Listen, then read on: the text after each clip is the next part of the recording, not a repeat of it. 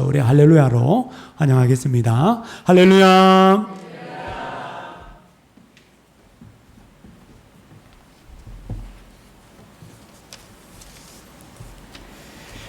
네, 여러분, 제가 여러분을 뵌 적이 약 한 3년 전에 배웠던 것 같습니다. 여러분들도 기억하실지 모르겠지만 그때 참 코로나도 있었고 그래서 어려운 시기였는데 이렇게 또 감사하게 모든 것을 다 잘 이기고 또 여러분 이런 귀한 기회에 다시 뵙게 돼서 너무나 감사합니다. 그리고 또 특별히 우리 담임 목사님, 정말 제가 갈수록 많은 것들을 배운다라는 그런 마음을 들 정도로 정말 귀한 목사님이신데 여러 가지 면에서 또 목회나 또 신학이나 또 모든 관계 속에서 많은 것을 배웁니다. 여러분들께서도 참 귀한 목사님과 함께 신앙생활을 하셔서 너무 복을 많이 받으신 것 같습니다. 이번에도 또 이렇게 여러분들하고 뵙게 된 것도 이런 모든 것 안에서의 하나님의 인도하심이라고 믿습니다. 저는 프랑크푸르트 영락교회에서 시무를 하고 있습니다. 제가 사실은 이 프랑크푸르트에 가면 여러분들 일단 말이 다르지 않겠습니까? 처음에 가서 보게 되면 저도 물론 독일에 처음 갔을 때 독일 말이 쉽지 않습니다. 쉽지 않고 또 영어하고도 문법 체계가 약간 다릅니다. 그래서 이 독일어는 어떻게 보면은 그 문법도 더 이상 쓰지 않는 라틴어하고 문법 체계가 아주 비슷합니다. 배우기가 매우 어렵다는 얘기입니다. 그래서 가면 말을 해야 되는데 말을 하지 못하고 처음에는 말이 통하지 않으면 손짓, 몸짓으로 하는 거죠. 이제 손짓, 몸짓. 손짓, 몸짓으로 소통을 하기는 하지만 그러나 이 손짓, 몸짓은 한계가 있습니다. 어느 정도까지 하지만 더 깊이 있는 단계까지 정확한 의사소통을 하지 못하거든요. 예를 들어서 뭐 손짓 같은 경우에 우리나라에서 이렇게 하면은 오라는 얘기잖아요. 그렇죠? 그런데 독일에서는 이렇게 하면 가라는 얘기예요. 오라고 할 때는 이 손을 내려서 해야 오라는 겁니다. 이렇게 하면 가라는 거예요. 그런데 우리나라는 다 오라는 거죠. 가라는 거 할 때는 좀 모션을 크게 하죠. 그죠? 이렇게 하면 가라는 거예요.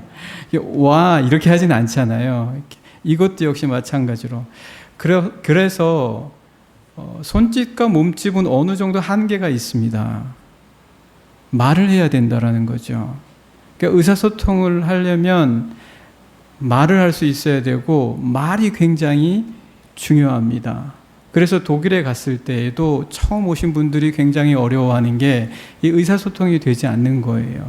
손짓, 몸짓으로 하다가도 언젠가는 반드시 말을 배워야 된다라는 겁니다. 왜요? 말을 하는 것이 중요하기 때문에. 말하는 것이 중요하다. 오늘 여러분들 본문의 말씀을 보시면은 사실 이 말씀이 언제 일어난 사건이냐면 세례 요한의 제자였던 두 사람이 예수님의 제자로 결단하고 나오는 겁니다. 그런데 여러분 잘 생각해 보시면 이때 세례 요한이 아주 대단한 사람이었습니다. 선지자로서 그리스도께서 오시는 길을 예비하는 사람이라고 했을 정도니까, 그리고 광야로 다 몰려나가서 세례 요한의 말을 듣고 축복받으려고 나갔었던 사람들이 많이 있었거든요. 그러니까 세례 요한을 따르던 데에서 예수님으로 따른다는 것은 쉬운 일이 아닙니다. 그게 어떻게 쉬운 일이겠습니까? 잘못하면 예수님을 따르지도 못하고 세례 요한에게서부터도 떨어져 나오게 되는, 이것도 저것도 아닌 신세가 될 수 있습니다. 이거 굉장히 중요한 결단을 하는 시간입니다. 여러분, 세상에서 교회로 오는 게 쉽겠습니까? 믿지 않던 사람이 믿게 되는 게 쉬운 일이겠습니까? 쉬운 일이 아닙니다. 잘못하면 세상 친구한테 버림당하고 세상에서부터 외면당하고 교회에도 나오지 못하는 어중간한 신세가 될지도 모른다라는, 그러니까 그들로 하여금 굉장한 결단을 하게 하는 겁니다. 때문에 이들에게 있어서 어떻게 그러면 나오게 할 것인가? 손짓으로는 한계가 있지 않겠습니까? 몸짓으로도 한계가 있죠.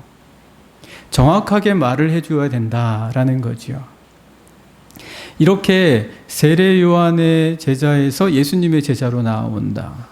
여러분, 독일에는 도시마다 대학이 있습니다. 도시마다 대학이 있는데 다 주립대학입니다.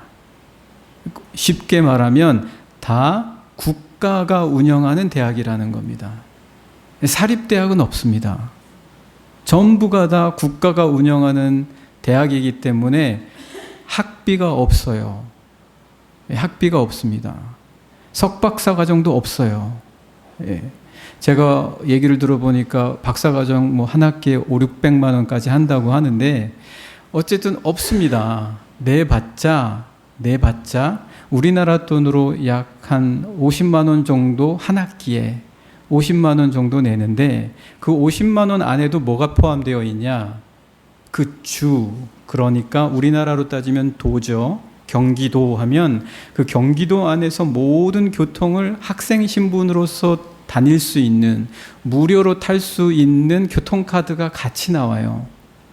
그러니까 사실 50만 원은 내고도 더 큰 걸 받는 거예요. 그렇게 그 대학에서 그런 혜택을 많이 받는데, 그 대학에 가기 위해서 특별히 석박사 과정이 되면 교수님을 컨택을 해야 됩니다. 교수님을 컨택을 해야 되는데 그 교수님 컨택하는 게 쉽지 않습니다. 교수님 컨택하는 게 쉽지 않고요. 교수님을 선택했다가 바꾼다? 이건 쉬운 게 아니에요. 중간에 교수님을 바꾼다라는 것은 굉장히 어렵습니다. 내가 선택한 한 교수님에게 끝까지 안 가고 중간에 만약에 바꾸다가는 이 교수님한테도 버림당하고 저 교수님한테도 인정을 못 받게 돼서 이것도 저것도 못하게 될 수가 있다라는 겁니다. 자, 그렇게 아주 정말 중요한 순간에 지금 세례 요한의 두 제자가 놓여 있다라는 거예요.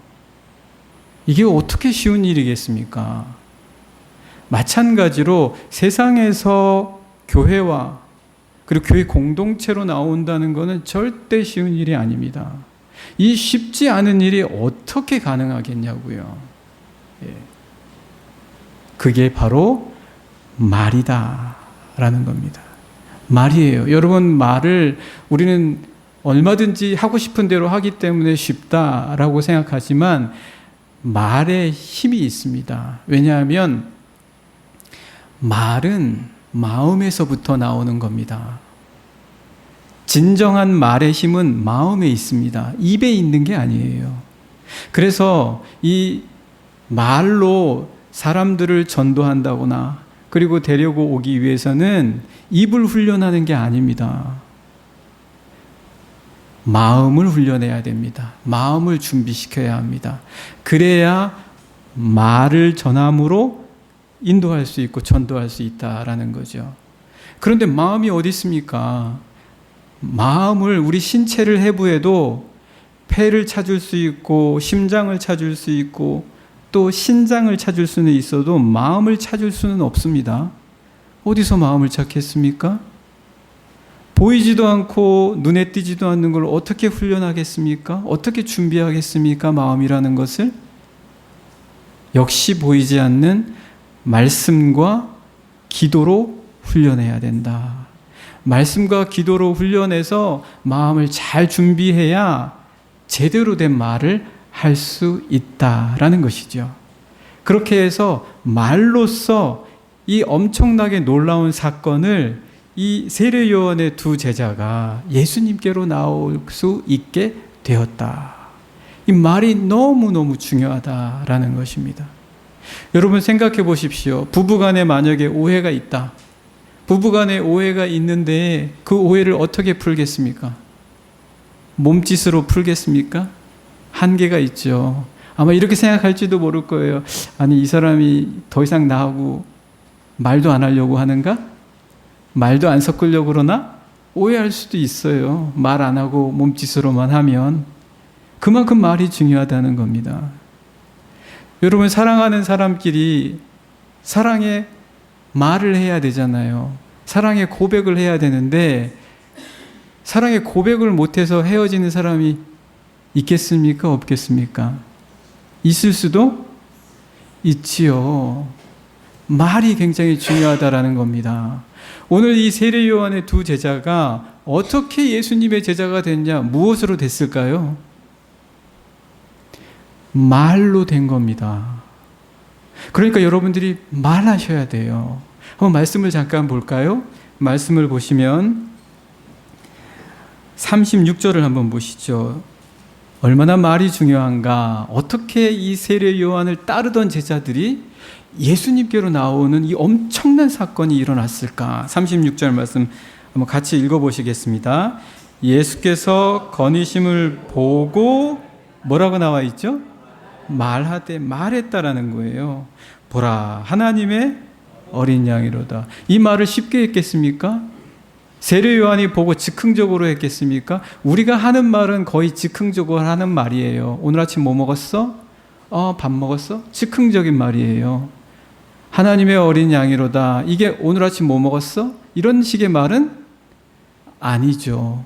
마음에서 준비된 말이다 라는 거죠.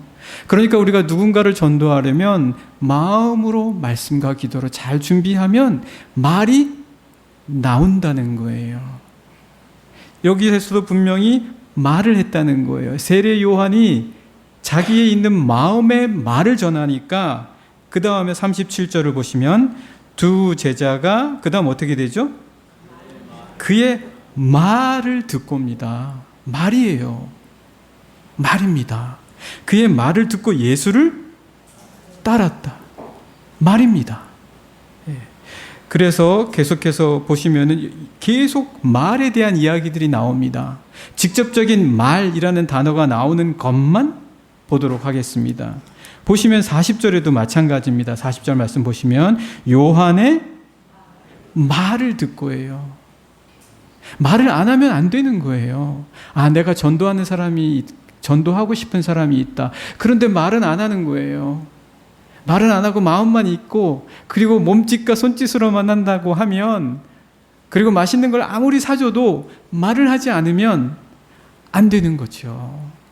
말이 나와야 됩니다. 그래서 40절 계속해서 보시면 요한의 말을 듣고 예수를 따르는 두 사람 중에 하나는 시몬 베드로의 형제 안드레다. 말이 너무너무 중요한 거예요. 41절에도 마찬가지입니다. 같이 보시면 그가 먼저 자기의 형제 시몬을 찾아 말하는 거예요. 말을 하는 겁니다. 이만큼 말이 중요하다. 그래서 우리가 메시아를 만났다 하고, 메시아는 번역하면 그리스도시라. 그러니까 말이 너무너무 중요하다. 사랑하는 우리 신광교회 모든 성도님들께서는 여러분들 예수사랑 큰잔치 하시죠? 네, 예수사랑 큰잔치에서 정말 누군가를 하나님 품 안으로, 교회 공동체 안으로 인도하고 싶다. 뭘 기억하셔야 되겠습니까? 말해야 된다. 요거를 꼭 기억하셔야 됩니다. 말을 마음으로 잘 준비하셔서 마음에 있는 사랑의 말, 전도의 말이 자연스럽게 흘러나와서 놀라운 하나님의 전도의 역사가 일어날 수 있기를 간절히 축복합니다. 꼭 말하십시오. 자, 이제 두 번째로 한번 저희가 말씀을 보도록 하겠습니다. 여기에 이제 세례 요한의 제자들이 예수님께로 나온다는 게 쉬운 일이 아니었다, 이렇게 말씀을 드렸잖아요. 정말 쉬운 일이 아닙니다. 선생님을 갈았다는 거는 어마어마한 결단이 아니고서는 절대 할 수가 없는 일이에요. 절대 할 수가 없습니다. 그런데 여러분, 이미 선생님을, 그러니까 교수님을 결정할 때, 우리 독일에 와서 공부하시려고 하는 분들 보면 이미 어떤 교수님에게 공부해야 되겠다는 게 다 정해져 있어요. 거의 대부분. 안 돼 있는 분들은 오셔서 다 정합니다. 이미 인터넷으로 이 선생님의 양력을 다 아세요. 오셔서 공부하시는 분들은 이 선생님은 어떤 거에 강점이 있고 어떤 거를 전공하셨고 책은 어떤 거를 저술하셨고 그리고 어떤 계통의 학생들을 잘 받아주시더라. 이런 거를 다 꿰고 있어요. 오시는 분들이. 그래서 자기가 지금 컨택해서 지원하려고 하는 그 교수님에 대한 모든 것을 다 알고 있고 그리고 이제 교수님에게 응시 원서를 내는 거죠. 지원서를. 허락을 받는 거예요. 그거는 이제 선생님에게 달려있죠. 하지만 그 선생님을 선택하고 그리고 선생님에 대해서 모든 걸 다 알아보는 거는 본인이 이미 다 결정을 하고 있어요. 독일에 와서 공부하시는 분들은. 자, 그때 이제 대부분 갖는 질문이 뭐냐면 이 선생님이 나를 가르칠 정말 능력이 있는 선생님인가? 나하고 맞는 선생님인가? 정말 내가 이 선생님 밑에 가서 배워도 시간 낭비 안 하고 괜찮을 것인가? 이제 그런 거를 알아보는 거죠. 오늘 세례 요한을 따르던 제자들 2사람이 있었다라고 합니다. 오늘 이 35절 말씀 보시면 또 이튿날 요한이, 세례 요한이죠. 그죠? 요한이 자기 제자 중 2사람과 함께 섰다가 이 2사람이 예수님을 따르게 된 거예요. 그 중에 한 사람은 베드로의 형제 안드레라고 합니다. 나머지 한 사람은 몰라요. 누군지. 그런데 이 사건을 아주 잘 알고 있는 것을 보니까 아무래도 나머지 한 사람은 누구였을까요? 이 복음서를 쓴 사도 요한이었을 것이다. 그렇게 예측을 합니다. 아마도 사도 요한이었을 것이다. 그런데 이들이 예수님을 따르기 전에 세례 요한의 제자였을 당시에 질문을 던져요. 어떤 질문을 던지냐면 이들이 38절 말씀 한번 잠깐 보시면요. 예수께서 돌이켜 그 따르는 것을 보시고, 그러니까 세례 요한의 제자였던 사람 둘이 따르니까 물어보시는 거예요. 물어 이르시되 무엇을 구하느냐? 뭘 구하고 있거든요. 예수님에게 뭔가를 원하고 있는 거예요. 그러니까 그들이 뭐라고 얘기하냐면 랍비여 어디 계시오니까. 랍비는 번역하면 선생이라. 이 말은 오늘날로 따지면 무슨 말이냐면요. 선생님, 당신이 우리를 가르칠 능력이 있으십니까? 내가 지금 아주 능력이 있는 세례 요한 선생님에게 지금 가르침을 받고 있었는데 당신에게 가도 괜찮겠습니까? 당신이 그 정도 능력이 있으신 분입니까? 결국은 이런 질문이에요. 당신이 나를 가르쳐줄 능력이 있냐? 이런 질문을 이제 던지는 거죠. 그것을 이제 어디 계시오니까 이런 식으로 묻는 거예요. 자, 한번 여러분 생각을 해보시죠. 어디 계십니까? 나를 가르쳐줄 능력이 있으십니까? 이런 질문을 하게 되는 게 어찌 보면 염려가 많은 거예요. 만약에 세상적인 것 같으면 이 사람이 왔을 때 내가 제대로 가르쳐 줄 수 있을까? 사실은 예수님이 나사렛 출신이시거든요. 여러분, 나사렛은 아주 시골이에요. 나사렛은 아주 시골이기 때문에 사람들이 거기서는 선지자가 날 만한 도시가 아니다라고 생각했던 거예요. 나사렛에서 뭘 대단한 게 있을 수가 있겠어? 나사렛에서는 별 볼 일이 없어. 그러니까 제자들도 그런 거를 생각했겠죠. 염려가 돼서 당신이 정말 나를 가르칠 수 있습니까? 오늘 우리가 전도를 할 때 염려가 들 수 있어요. 야, 내가 누군가를 전도할 수 있겠나? 내가 이렇게 나 자신이 사실은 신앙생활 제대로 못하는데 내가 누구를 전도할 수 있을까? 우리 교회 막상 데리고 왔는데 그날 교회 물이 안 나온다거나 에어컨이 고장이 난다거나 교회에 실망하면 어떡하지? 그날 대접한다고 음료수를 잘 만들었는데 그날 맛이 없으면 어떡하지? 뭐 이런저런 전도를 하면서도 걱정을 할 수가 있단 말이에요. 근데 예수님은 제자들이 그렇게 물은 거죠. 당신이 우리들 가르칠 능력 됩니까? 당신이 그만한 자격이 있어요? 당신이 나사렛 출신 거기 시골인데 우리 가르칠 만한 능력이 되는 거고 자격이 있는 겁니까? 이렇게 물을 때 예수님께서 뭐라고 말씀하시죠? 39절에요. 예수께서 이르시되 와서 보라. 예수님을 보는 거예요. 다른 걸 보는 게 아닙니다. 뭘 보는 거죠? 예수님을 보는 겁니다. 우리를 보여주는 게 아니에요. 내가 자격이 있을까? 내가 누군가를 인도하라고 할 만한 그런 신앙생활을 하고 있나? 나를 보여주지 않는데 왜 그걸 걱정합니까? 여기에 인도에서 올 때 에어컨 바람 씌워주려고 오는 거는 아니잖아요. 여기 올 때 좋은 음료수를 맛보여주려고 하는 거 아니잖아요. 제 아들이 프랑크푸르트에서 프랑크푸르트 한국영화제를 회장으로 맡아서 하고 있습니다. 작년엔가 범죄도시를 하고 오프닝 작품으로, 그전에는 노량인가 명량을 했었습니다. 독일에서 온 분들이요, 그 독일 분들이 굉장히 좋아해요. 이야, 이렇게 재미있는 영화와 이런 콘텐츠로 한국에서 만들어내냐? 너무너무 재밌다는 거예요. 감동 잘 받아요. 아주 너무너무 재밌고. 그런데 그런 것들은 오히려 바깥에서 더 잘할 수 있어요. 그러나 우리는 그런 거 하려고 하는 게 아니잖아요. 그런 거 보여주려고 하는 게 아닙니다. 우리는 뭘 보여주려고 하는 거죠? 그리스도 예수예요. 와 보라. 뭘요? 예수님이요. 우리 자신을 보이는 것도 아니기 때문에 우리 자신의 연약한 모습을 걱정할 필요도 없습니다. 그날 우리 교회에 어떤 일이 혹시나 생기지 않을까? 혹시 갑자기 전기가 나가지 않을까? 이런 염려는 그야말로 염려의 염려입니다. 염려를 염려하는 거예요. 혹시 일어날 그 걱정거리를 걱정하는 거예요. 그런 거를 보여주는 게 아닌데 왜 우리가 그거를 걱정하느냐? 우리가 뭘 확신해야 됩니까? 와서 봐라. 그리스도 예수를 보여주는 것을 여러분 확신을 가지셔야 됩니다.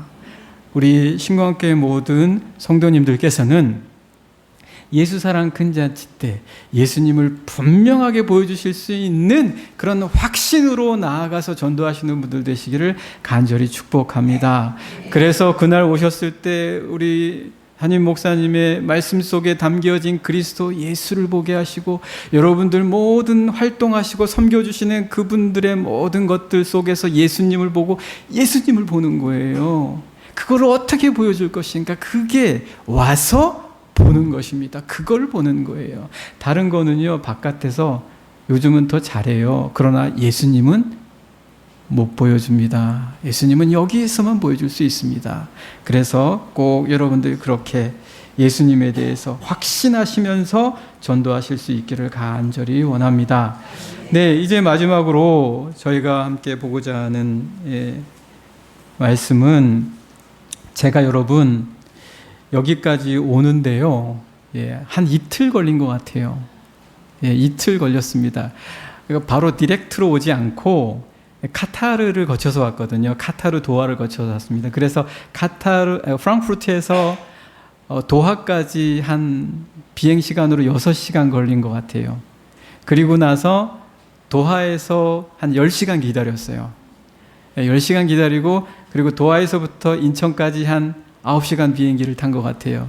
그래서 월요일 날 출발해서 아침에 화요일 날 저녁에 왔습니다. 그래서 거의 이틀 걸린 것 같아요. 그렇게 왔는데, 도하에서 재밌는 걸 봤습니다. 아무래도 하나님께서 그걸 저에게 보여주시고자 디렉트로 오지 않고 도하를 거쳐서 오게 하신 것 같아요. 거기 보면 진주 해안이라고 있어요. 카타르가 여러분 굉장히 잘 사는 나라입니다. 1인당 GDP로 따지면 거의 10위권 안에 엎치락 뒤치락 하는 나라예요. 자기들도 굉장히 거기에 대한 자부심이 있더라고요. 근데 사실은 우리나라는 카타르 생각할 때 일반적으로 다른 나라 사람들도 오일머니 때문에 잘 살게 된 것이다. 뭐 산업화를 통해서 고부가가치 생활품을 만들어내는 게 아니라 오일머니로 잘 살게 된 거 아닌가라고 생각을 합니다. 그러나 따지고 보면 그런 것만도 아니에요. 오일이 발견된 거는, 기름이 발견된 거는 1940년대 이후래요. 그 전까지 이 나라가 어렵게 살았는데 진주로 살았다는 거예요. 그 진주 해안가 보면 진주 조각이 커다란 게 있어요. 그 해안가에서 진주 다이버들이 있었다고 합니다. 그 수심 밑에 들어가서 진주조개 찾는 거예요. 여기 진주조개 찾아서 거기에 어떤 거는 있고 어떤 거는 없잖아요. 그걸 보이는 대로 골라서 가지고 올라오는 거예요. 그럼 어떤 거는 진주고 어떤 거는 아니죠. 그런데 거기서 나오는 진주의 수입으로 그나마 아직 기름이 발견되지 않았을 때였으니까 그 수입으로 살았던 거예요. 진주 없었으면 못 살고, 그 사람들이 그 수심 속 깊은 곳에 아무 보호 장비 없이 뛰어드는 용기가 없었으면 못 하는 거예요. 못 살아나는 거예요. 그들이 아주 어려웠을 때가 있었다고 합니다. 그 당시에 일본에서 진주를 양식하기 시작했다는 거예요. 그러면서 진주값이 폭락하니까 이 사람들이 경제가 휘청휘청거리는 거죠. 목숨을 걸고 진주조개를 따워도 이게 살아남지를 못했는데 그때 마침 기름이 발견된 거예요. 그래서 그나마 살 수가 있었다고 합니다. 저는 오늘 이 말씀을 보면서 여러분들이 나아가서 전도할 때 오시는 분들이 어떤 분인지 여러분이 어떻게 알겠습니까? 이분들이 교회에 와서 잘 정착을 하고 뿌리를 내리고 정말 교회를 잘 섬길지 아닐지. 쉽게 말하면 진주 다이버들이 물속 깊이 들어가서 생명을 걸고 그 진주를 따왔는데 이게 값어치 나는 진주인지 돌멩인지 어떻게 알았겠습니까? 그러나 그 진주 다이버들이 없었으면 카타르는 일찌감치 굶어 죽었다라는 거예요. 여러분, 여러분의 교회가 여러분들이 나가서 담대하게 사랑을 품고 전하는 사람이 누군지는 몰라요. 어떤 사람들인지 알 수가 없습니다. 정말 교회에 와서 얼마나 유익을 줄지 모릅니다. 그러나 그들이 나올 수 있도록 여러분들이 마치 물속에 뛰어드는 다이버들처럼 여러분들이 전하는 거예요. 그럴 때 그 가운데 값진 진주와 같은 영혼들이 나와서 교회를 풍성하게 하고 그리고 또 하나님을 기쁘시게 하는 그러한 귀한 자들이 될 수 있다라는 것입니다. 여러분이 그러니까 얼마나 귀합니까? 전도하는 자들은요, 자기의 부끄러움과 자기의 자존심과 이런 것 모든 것 내려놓고 마치 진주 하나를 얻기 위하여 물속 깊이 내려가는 것처럼 한 영혼과 한 생명이 교회를 위하여 섬기고 그리고 하나님을 기쁘시게 하는 자들이 되기 위하여 나아가 찾고 구하는 자들과 같다. 바로 여러분들이 그러한 자들이다라는 것입니다. 오늘 말씀에도 보시면은요, 사실 이 요한의 제자 두 사람 중에 안드레라는 사람이 전도한 사람이 있는데 베드로입니다. 자기 형제였거든요. 근데 베드로는 이 당시만 해도 무실한 사람이었어요. 예. 베드로가 하는 말은 한마디도 없습니다. 여기에 우리 아까 말씀 같이 나눴잖아요. 말하는데 그런데 베드로의 말은 한마디도 없었습니다. 우리는 베드로를 굉장히 제자들의 아주 제자들 가운데 제자들이다 이렇게 생각을 하잖아요. 그런데도 불구하고 아무 말도 없습니다. 2장을 가서 봐도 베드로 말이 안 나와요. 베드로에 해당하는 내용이나 베드로가 직접 말하는 장면이 안 나와요.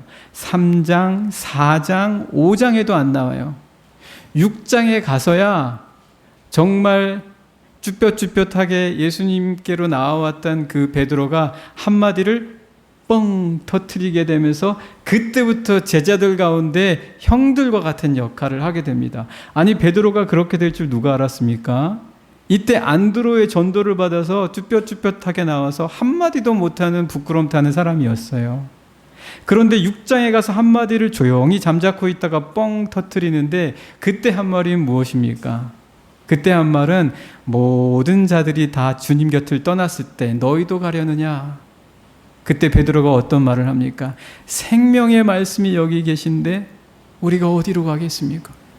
도대체 이 말을 어떻게 하냐고요. 베드로가 이 말할 줄 누가 어떻게 알았냐고요. 요한복음 5장까지 한마디도 안 하고 잠잠코 있는데 여러분들이 전도해 온 이들이 진주일 수 있다고요. 그 진주와 같은 이들을 세상에 빼앗기지 않고 전도해 올 수 있다라는 것입니다. 얼마나 귀한 것입니까? 오늘 말씀을 한번 잠깐 보실까요? 네, 1절부터 한번 보시죠. 41절. 네, 41절부터 보시면 그가 먼저 자기의 형제 시몬을 찾아 말하되 우리가 메시아를 만났다 하고, 시몬은 베드로죠. 안드레가 베드로를 찾아가서 말하는 거예요. 예수님을 만났다. 메시아를 만났다. 메시아는 번역하면 그리스도라. 그렇게 말을 했을 때 데리고 오는 거죠. 데리고 오는 거예요. 베드로는 끌려서 나온 거예요.